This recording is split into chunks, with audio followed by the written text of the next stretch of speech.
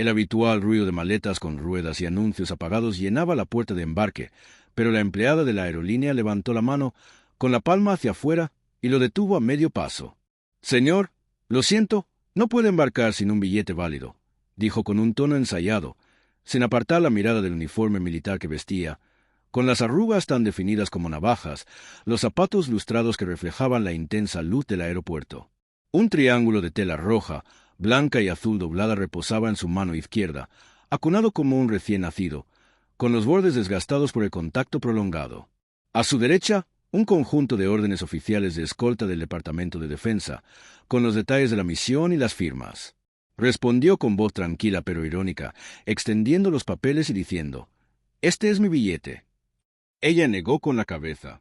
«La política dice», empezó, pero él la interrumpió, inclinándose lo justo para que ella percibiera la crudeza de su tono. «La política no entierra a los soldados.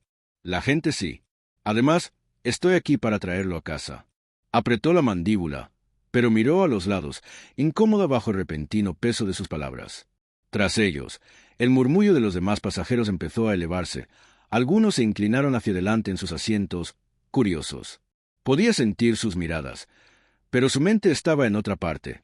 36 horas antes, en una oficina militar con poca luz, donde había permanecido firme mientras un oficial superior le daba las órdenes por el escritorio. Sargento de primera clase Mason, se le ha asignado la tarea de escolta del soldado de primera clase Ryan Miller, había dicho el coronel, con un tono formal pero una mirada más humana. Mason reconoció el nombre al instante. 2 años atrás, Miller era un recluta nervioso y delgado como un pal en el pelotón de entrenamiento de Mason, el que hacía 1000 preguntas sobre todo, el que siempre sonreía incluso después de marchas de 19 kilómetros. Mason lo había visto graduarse, desplegarse y ahora volver a casa bajo una bandera. Los padres lo esperaban en Houston, desesperados. Para empezar, que el último viaje de su hijo se hiciera con dignidad. Mason se había prometido en voz baja y ferviente que nadie interferiría jamás en eso. Ahora, al otro lado del país, se encontraba frente a un agente de la puerta que lo consideraba una molestia. «Señor, entiendo su situación, pero tenemos reglas», dijo, como si la palabra reglas fuera un escudo tras el cual pudiera esconderse. «Las reglas no cambian el hecho de que sus padres están esperando», respondió Mason, con la firmeza de su voz provocando algunos murmullos audibles entre la multitud. Un hombre con una gorra descolorida de la infantería de marina se adelantó y se plantó junto a Mason. El hombre le dijo a la gente: «Está de escolta», con la autoridad de quien sabía lo que eso significaba. «Usted lo dejó entrar». La agente dudó y miró la pantalla de su computadora como si pudiera ayudarla a escapar. «Señor, por favor, hágase a un lado mientras hablo con mi gerente», dijo finalmente, y Mason exhaló lentamente, no con derrota, sino con control. Cuando la gerente, una mujer bien vestida, con una chaqueta azul marino, llegó, el ambiente pareció espesarse. Él era consciente de que la paciencia podía ser un arma. Ella repitió lo mismo sobre la necesidad de comprar un boleto, ignorando las órdenes de escolta que él tenía en la mano. «No es nuestra responsabilidad transportar personal militar sin la tarifa estándar», dijo con tono serio, evitando la bandera. Mason habló en voz baja. «Señora, es su responsabilidad asegurar que este país siga honrando a quienes mueren defendiéndolo». Ella no respondió. Una joven en la sala de espera sacó su teléfono y comenzó a grabar, susurrando a alguien a su lado. Un padre hizo callar a sus hijos. El veterano de la Marina se cruzó de brazos. La tensión ya no era solo entre Mason y la aerolínea, sino entre la aerolínea y todos los que observaban. La grabación llegaría a las redes sociales en cuestión de minutos, bajo etiquetas como Almoya o Nordefein y Almoya Let Him Through, acumulando miles de visitas incluso antes de que Mason embarcara. En algún lugar del laberinto de oficinas de la aerolínea, un supervisor de nivel medio fue etiquetado en una publicación y la reenvió a un ejecutivo. En la puerta de embarque, Mason se mantuvo perfectamente. Aún así, su porte militar permanecía inquebrantable. La gerente, vestida con blazer, se apartó para atender una llamada, en voz baja pero urgente. Algunos pasajeros se acercaron. Sus rostros se suavizaron al notar el ligero temblor en las manos de Mason, la forma en que apretaba la bandera doblada cada pocos segundos. Empezaban a comprender. La llamada terminó y la gerente regresó, con el rostro completamente cambiado. Dijo, ahora en voz más baja: «Hemos tomado las medidas necesarias, Sargento Mason». «Se sentará en primera clase», Disculpe la demora. Mason asintió una vez. Gracias, dijo simplemente, aunque sus ojos le indicaron que la disculpa ya era necesaria. Un auxiliar de vuelo salió para acompañarlo por la pasarela, con una expresión solemne. Mason saludó lentamente y enderezó la espalda al pasar junto a los pasajeros que esperaban. Otros se pusieron de pie, algunos poniendo sus manos sobre sus corazones, y Mason sintió su peso. No orgullo, exactamente, sino una sobria aceptación del momento. Dentro del avión, colocó la bandera en el asiento junto a él, con la mano apoyada sobre ella como si estuviera viva. La cabina quedó en silencio mientras los pasajeros entraban en fila. Muchos lo miraban furtivamente, pero no decían nada. Mason ya no pensaba en la discusión. Estaba contemplando lo que vendría después, incluyendo el aterrizaje, la caminata por la pista frente al ataúd, el sonido del dolor de una madre y la posibilidad de que el apretón de manos de un padre durara un segundo más. Imaginó el rostro de Miller a los 19 años, sonriendo tras terminar su último ejercicio de campo, y le prometió en silencio: «Te he traído hasta aquí. Te llevaré de vuelta a casa». Cuando el avión aterrizó en Houston horas después, el aire estaba cargado con el calor del verano y el olor a combustible de avión. Mason permaneció en la zona de carga mientras descargaban el ataúd, envuelto en la misma bandera que él había llevado. La familia esperaba justo al otro lado de la cuerda.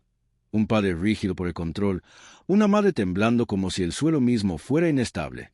Cuando Mason dio un paso al frente, caminando junto al ataúd con precisión mesurada, la multitud en la terminal guardó silencio.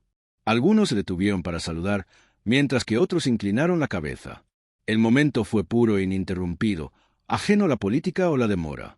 Más tarde, al depositar la bandera doblada en los brazos de la madre, ella susurró: «Gracias por traerlo a casa». Mason no respondió. No había nada que decir. Su misión estaba cumplida. Pero al darse la vuelta para irse, no pudo evitar pensar en la puerta, la negativa, el video viral y la lucha por el respeto en un lugar donde debería haber sido otorgado libremente. Y en ese pensamiento residía la verdad serena e inquebrantable. A veces la lucha no termina en el campo de batalla. A veces es en un aeropuerto, en una puerta, donde uno se mantiene firme para que el honor conserve su lugar en el mundo. En la oficina del coronel, donde las persianas estaban entreabiertas para protegerse del sol de la tarde, dejando franjas de luz sobre el escritorio, Mason escuchó el nombre de Ryan Miller en el contexto de la muerte por primera vez. La oficina era un espacio estrecho que olía ligeramente a café y cera para pisos. La voz del coronel era firme, pero Mason podía oír el peso subyacente mientras deslizaba los papeles hacia adelante. Se le ha asignado la tarea de escoltar al soldado de primera clase Ryan Miller. Esta noche parte. Mason fijó la mirada en el nombre como si pudiera cambiar si lo miraba fijamente el tiempo suficiente, pero las letras permanecieron iguales, pesadas y definitivas. Miller.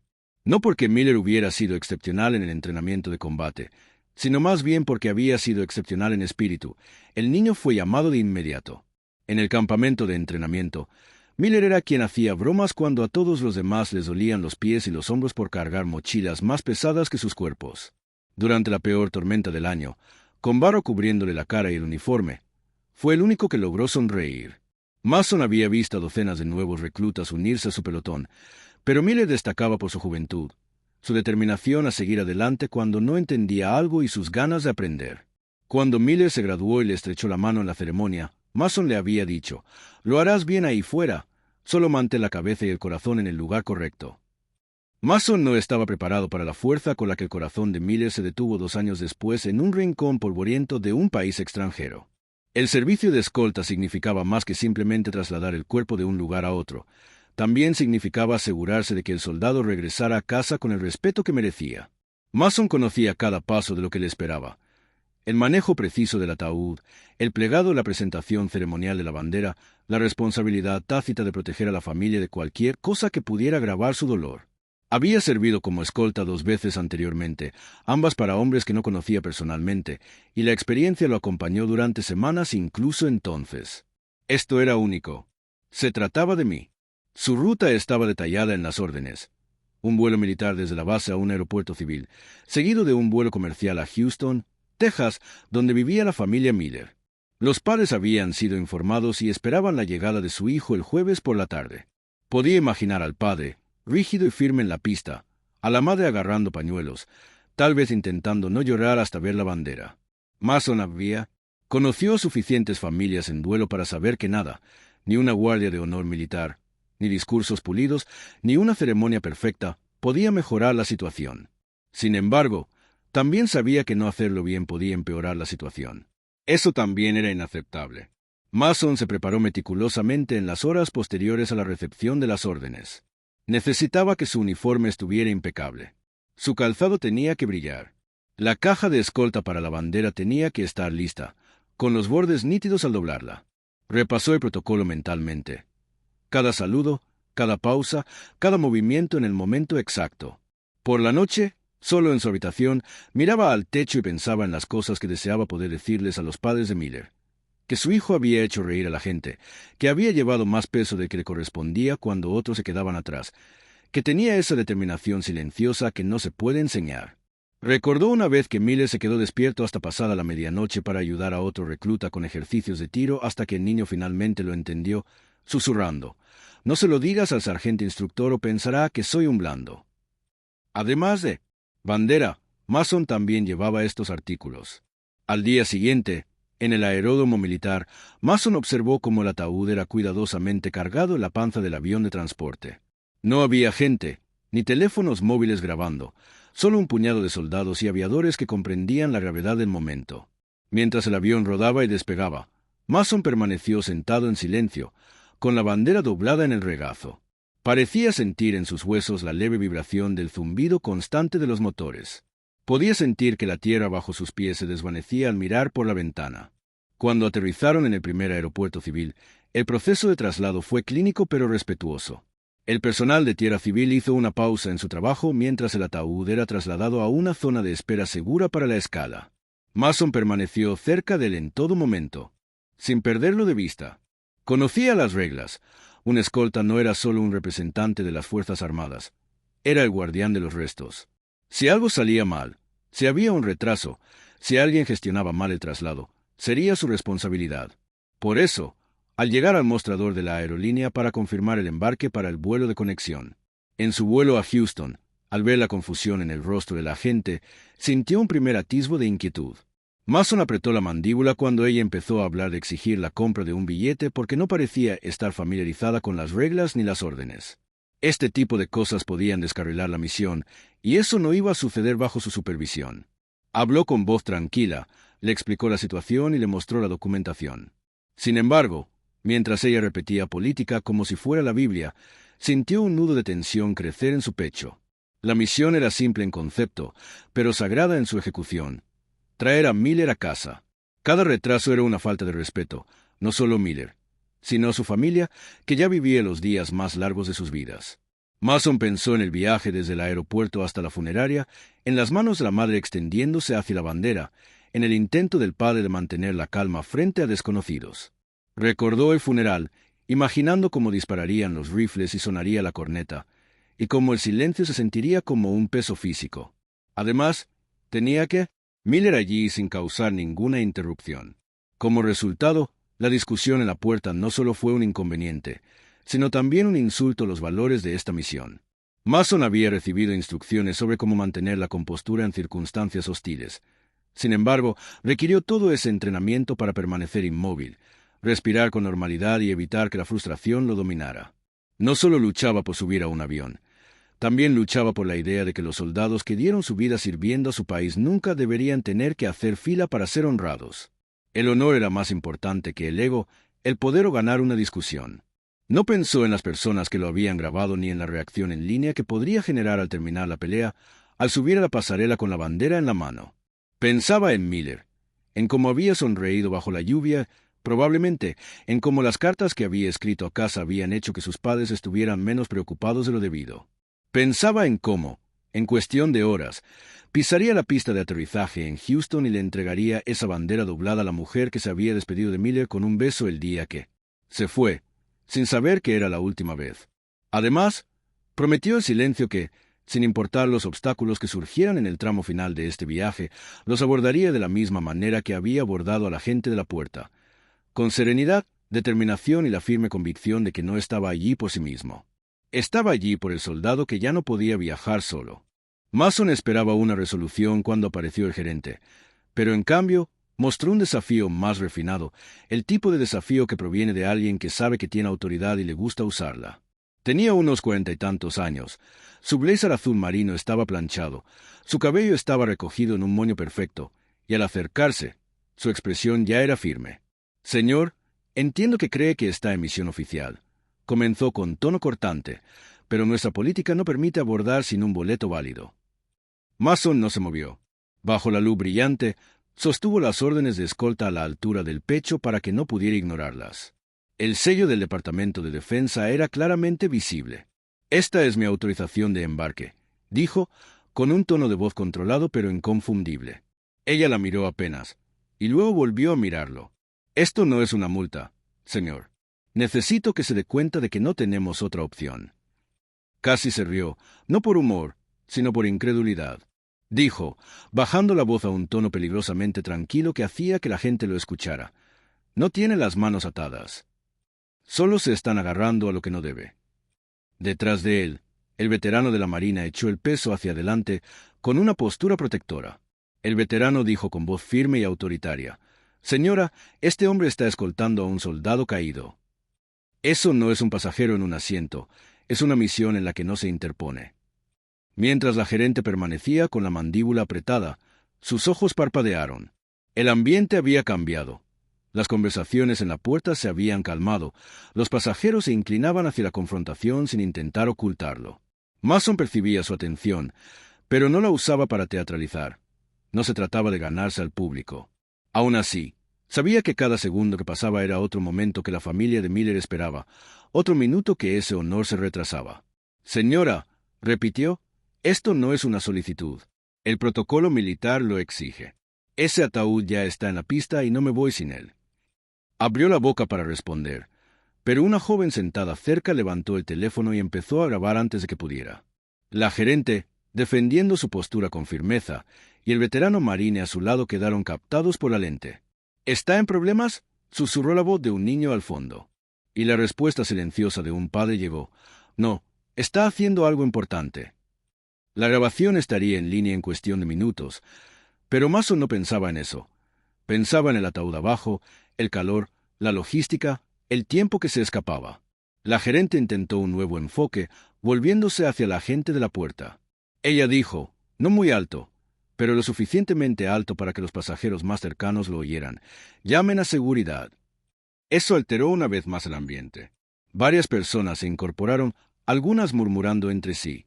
El veterano de la Marina se acercó un poco más, colocándose en el espacio invisible entre Mason y el personal de la aerolínea. «No querrán hacer eso», advirtió, no como una amenaza, sino como una declaración de hechos. La gerente lo ignoró, pero su mano vaciló por la radio.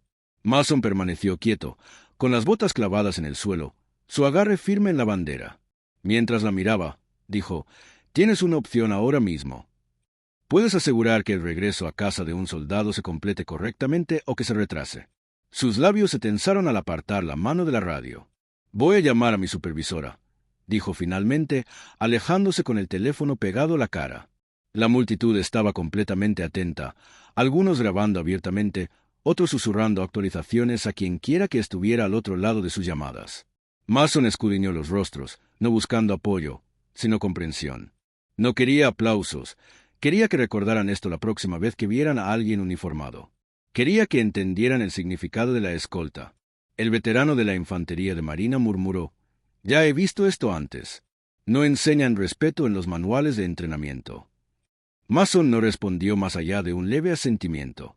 Sabía que seguir discutiendo solo le daría a la aerolínea más tiempo para ganar tiempo. Un hombre de traje con una taza de café se acercó con cautela. «¿Hay algún problema?», preguntó, como si la respuesta no fuera ya obvia. Mason respondió directamente, «Sí», sin volverse hacia él, «para acompañar a un soldado caído a casa. Se niegan a dejarme subir». El hombre arqueó las cejas y miró a la gente en la puerta como si esperara una negativa, pero ella no lo miró a los ojos.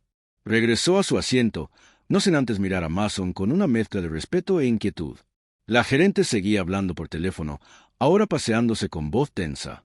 Mason no podía oír sus palabras, pero podía adivinar algo. Algo sobre un pasajero uniformado, sobre órdenes, sobre política. Permaneció en silencio, con la bandera doblada contra el pecho, la postura erguida, pero su mente repasaba a toda velocidad todas las posibles consecuencias. Si llamaban a seguridad, no se resistiría físicamente, no era su estilo, pero la historia correría más rápido de lo que podrían contenerla. Cuando la gerente regresó, no lo miró directamente. «Estamos trabajando en una solución», dijo, con la voz más fría que antes. Mason sabía lo que eso significaba. Alguien de arriba, decidiendo si podían permitirse la reacción. No era la resolución que buscaba, pero era un movimiento. A su alrededor, la energía había cambiado de nuevo. La gente ya no solo observaba, estaba comprometida. El veterano de la Marina se mantuvo cerca, con los brazos cruzados y la mirada fija en el personal. Un adolescente le dijo algo a su madre, quien negó suavemente con la cabeza y pareció triste. Mason mantuvo la mirada al frente, pensando solo en la misión, en las horas que faltaban para el atardecer en Houston, en los padres que estarían en esa pista, llegara o no a tiempo. En ese instante, el aeropuerto fue más que un simple edificio con puertas y vuelos. Fue un desafío, una prueba de la capacidad de la gente para reconocer que era más importante que la política. Y Mason, firme en su postura, ya lo había decidido. Se quedaría allí todo el día si eso era necesario. La sala del tribunal estaba en silencio excepto por el débil zumbido de los ventiladores de techo. Una quietud tensa se apoderaba de cada alma en su interior mientras el juicio llegaba al punto en que las verdades ya no podían ocultarse y las mentiras ya no podían respirar. La comandante Alexandra Pierce estaba erguida con su uniforme de gala de la Marina. El tridente plateado del Oceal en su pecho captaba las duras luces blancas de arriba como una desafiante insignia de guerra. Sus muñecas ya no estaban atadas, pero su resolución estaba más apretada que el acero. Sus ojos fijos en el juez que había permitido que su honor fuera arrastrado por el barro durante días, mientras que en la galería, el almirante Jonathan Kane estaba sentado como una montaña inamovible. Su presencia irradiaba una autoridad silenciosa que inquietaba a la fiscalía más que cualquier argumento legal. El fiscal de distrito, un hombre cuya presunción había sido su armadura, ahora barajaba papeles con un temblor en sus manos mientras la defensa comenzaba a revelar evidencia tan devastadora que cambiaba el peso de todo el juicio. Fotografías de misiones clasificadas que mostraban a Pierce no como un operativo rebelde, sino como el francotirador condecorado que había salvado las vidas de docenas durante una emboscada en el extranjero. Testimonios jurados de compañeros SEAL que arriesgaron sus carreras para volar y hablar, y comunicaciones interceptadas que revelaban que la llamada misión ilegal había sido autorizada extraoficialmente por superiores que ahora no estaban por ningún lado. Cada pieza de verdad cayó como un martillo sobre el frágil caso de la fiscalía, pero el golpe que lo destrozó por completo llegó cuando el propio almirante Kane subió al estrado. Su voz profunda llenó la cámara mientras relataba su participación directa. Como había despachado personalmente a Pierce en la misión, como sus acciones habían evitado un ataque terrorista que podría haber matado a cientos y como la búsqueda de chivos expiatorios políticos la había convertido en el chivo expiatorio para preservar la carrera de otra persona. Sus palabras puntuadas por el acero en su mirada que desafiaba a cualquiera a dudar de él. Mientras hablaba, el jurado se inclinó hacia adelante, la pluma del juez se congeló a media nota y el aire se espesó con el peso de la revelación. Pero la expresión de Pierce permaneció serena, no porque no se conmoviera, sino porque había entrenado toda su vida para mantenerse firme bajo fuego, y aunque este campo de batalla carecía de balas, había exigido cada gramo de su disciplina. Entonces llegó el giro que el esquema siempre había prometido. Kane presentó un documento de autorización clasificado, firmado por el secretario de la Marina, que autorizaba las órdenes exactas de Pierce en la fecha en cuestión. Un papel que había sido enterrado deliberadamente en papel rojo hasta que Kane movió hilos que nadie se atrevió a tocar, y cuando se leyó en voz alta, los rostros del jurado contaron toda la historia. El caso se derrumbaba en tiempo real. El fiscal intentó una última objeción desesperada, con la voz quebrada por la tensión. Pero la jueza, percibiendo la marea, lo anuló bruscamente y ordenó que los procedimientos continuaran sin interrupción. Su tono ahora tenía un matiz que casi sonaba a arrepentimiento. Los espectadores, que una vez murmuraron con juicio, ahora observaban a Pierce con una mezcla de respeto y vergüenza. Al darse cuenta de que habían estado dispuestos a condenar a un soldado sin saber toda la verdad. Sin embargo, incluso cuando la reivindicación se acercaba, los pensamientos de Pierce no estaban en la venganza, sino en los hombres que había perdido en esa misión, rostros que nunca estarían aquí para escuchar su nombre limpiado. Un dolor silencioso que llevaba en su pecho como una bandera doblada. Cuando comenzaron los argumentos finales, la defensa habló no solo de pruebas, sino de honor, del peso moral de servir a un país que tan fácilmente podría volverse contra sí mismo, Y en esas palabras, el jurado pareció ver a Pierce no como un criminal acusado, sino como la encarnación viviente del sacrificio. La refutación de la fiscalía fue débil, una sombra de su antigua confianza. Sus argumentos ahora ecos huecos en una sala que ya había decidido la verdad. Para cuando el juez levantó la sesión por el día, el caso había cambiado tan dramáticamente que incluso los alguaciles intercambiaron miradas, sabiendo que estaban presenciando el desenlace de un procesamiento injusto. Pierce salió de la sala junto al almirante Kane, con paso mesurado y la barbilla en alto, no porque ya hubiera ganado, sino porque había librado la batalla con integridad. Los susurros en la galería la seguían como un reguero de opiniones cambiantes, algunos aún escépticos, pero la mayoría finalmente comenzando a comprender la clase de mujer que había estado en su corte. Afuera, los periodistas pululaban, las cámaras destellaban, las preguntas volaban como metralla, pero Pierce seguía moviéndose. Sin decir nada, la presencia del almirante abriéndose paso como si su propia reputación formara un escudo invisible. Esa noche, mientras se preparaba para la sesión del día siguiente que bien podría traer el veredicto, Pierce se sentó sola en sus aposentos, las luces de la ciudad derramándose a través de las persianas, repasando cada momento del juicio en su mente y sintiendo tanto el agotamiento de la lucha como la extraña calma que le proporcionaba saber que la verdad finalmente estaba aflorando, una calma que había aprendido en los rincones más peligrosos del mundo, una calma que le decía que podía aguantar un día más, sin importar cómo terminara. Al amanecer, iluminando con una luz dorada las calles llenas de gente que se había reunido para presenciar lo que los canales de noticias ya habían calificado como una marcha que será recordada por generaciones, la ciudad bullía de anticipación. De pie al frente, el general Marcus Stl lucía un uniforme impecable y medallas en el pecho que evocaban décadas de sacrificio y las vidas, batallas y decisiones detrás de cada una. Si bien la comunidad, antes dividida, ahora estaba unida por la verdad que finalmente había salido a la luz, lo flanqueaban los mismos hombres y mujeres que lo habían acompañado en el servicio. Algunos vestían uniformes impecables, mientras que otros vestían de civil, pero compartían la misma mirada de orgullo y solidaridad. La duda pública, la humillación en los tribunales y las falsas acusaciones se habían desvanecido ante un reconocimiento rotundo del honor que poseía, un honor que ninguna campaña de desprestigio podría arrebatarle. Porque ellos eran la razón por la que hombres como Marcus habían sufrido tanto, y porque merecían un futuro donde la justicia no fuera un privilegio, sino una garantía. Los niños corrían delante con pequeñas banderas mientras caminaban, y su risa atravesaba la solemnidad de una forma que hizo que los labios de Marcus se esbozaran en una leve sonrisa. Mientras Marcus repasaba mentalmente las semanas anteriores, el tribunal, la inesperada llegada del almirante, el punto de inflexión con la comparecencia de los testigos, finalmente, el veredicto que le devolvió no solo la libertad, sino también la dignidad. Las bandas militares tocaban una marcha lenta y constante, con el redoble de sus tambores resonando en los altos edificios. Este día no se trataba de los titulares, sino de quienes creyeron en el cuán de mundo intentó derribarlo. Sin embargo, Marcus apenas se percató de las cámaras y los periodistas que le llamaban. En las escaleras de la plaza conmemorativa, se detuvo. La multitud se apartó como el mar para dejarlo pasar, y allí se encontró frente al monumento que llevaba los nombres de los camaradas caídos, hombres y mujeres que lo habían dado todo y nunca habían regresado a casa. La plaza quedó en silencio en ese instante. Solo se oía el lejano graznido de un halcón que volaba sobre sus cabezas, mientras su mano se alzaba en un saludo brusco y deliberado. Mientras hablaba de la valentía de Marcus, su inquebrantable honestidad y las lecciones que su terrible experiencia había enseñado a la ciudad sobre el prejuicio, la resiliencia y la verdad, el alcalde dio un paso al frente para presentar una mención honorífica. Su voz resonó entre la multitud. Marcus la aceptó como un símbolo de cada soldado y ciudadano que alguna vez fue agraviado y luchó por volver a la cima, no como una victoria personal. El almirante que una vez entró en aquella sala y cambió el equilibrio apareció de nuevo al concluir la ceremonia. Esta vez, sujetó el hombro de Marcus con una firmeza que no requería palabras, y lo hizo sin ningún arrebato de dramatismo.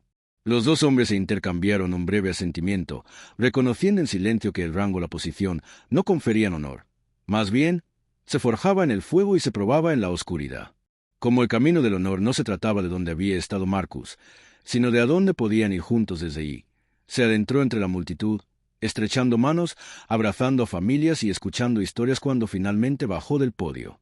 Mientras Marcus se movía entre mar de rostros, se dio cuenta de que la dura experiencia no lo había disminuido. Más bien, lo había revelado porque el sol ya estaba alto y la luz era casi cegadora.